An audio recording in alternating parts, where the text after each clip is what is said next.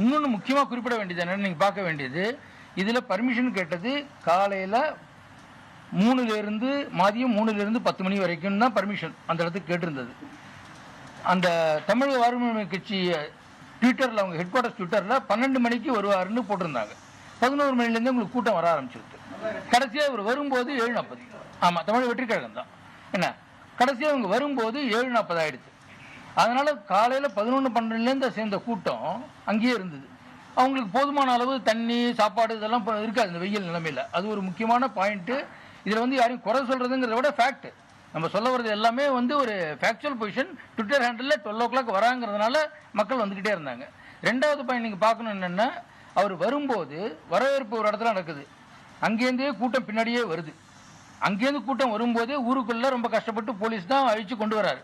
அதை அவரே வந்து திரு விஜய் அவர்களே உங்களுக்கு ஆரம்பத்தில் சொல்கிறாரு, போலீஸ்காரர்கள் சிறப்பாக செய்தார் நாங்கள் வந்தோன்னு. அதனால் கூடவே அந்த வர கூட்டம் இருக்குது பாருங்கள், அதுவும் நிறைய சேர்ந்துக்கிட்டே வருது. சார், குறிப்பா நம்ம சென்னையிலே பாத்தீங்கன்னா 5000 மக்கள் கூடுவாங்க, 2000 போலீஸாவது கூடுவாங்க சார். ஆனா இங்க வந்து 10,000க்கு மேல கூடுவாங்க ஏற்கனவே சொல்லிட்டாங்க. ஆனா எதிர்பார்ப்பு 25,000க்கு மேல. ஆனா எப்படி 5000? எதிர்பார்ப்பு 25 கிடையாது, 10,000 சொன்னா நாங்கள் அதை விட கொஞ்சம் கூட எக்ஸ்ட்ரா போடுவோம் வழிய.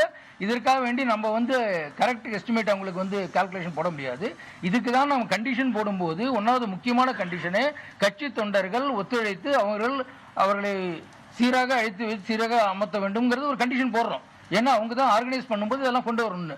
அதனால் நம்ம போலீஸ் வந்து எக்ஸ்ட்ரா ஹெல்ப்பு, எக்ஸ்ட்ரா ஒர்க்கை வழிய இதை வந்து போலீஸார் வந்து 27,000 எதிர்பார்த்து போடணுங்கிறது எதிர்பார்க்க முடியாது நம்ம.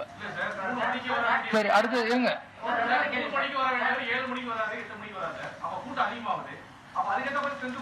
அதுக்கு அந்த ஊர்ல போலீஸ் நீங்க வந்து ரிசர்வா பக்கத்தாப்புல கொண்டு வந்து 1000 கணக்கில் வச்சுக்க முடியாது.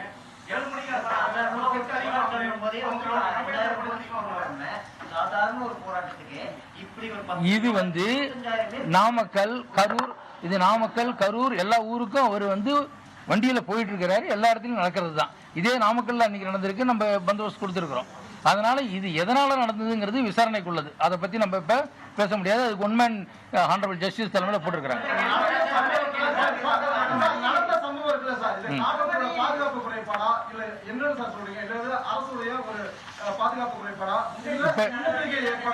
இப்பொழுது விசாரணை நடந்திருக்கு, ஒன்மேன் கமிஷன் போட்டிருக்கிறாங்க. அதனால இப்பொழுது அதை பற்றி பேச முடியாது.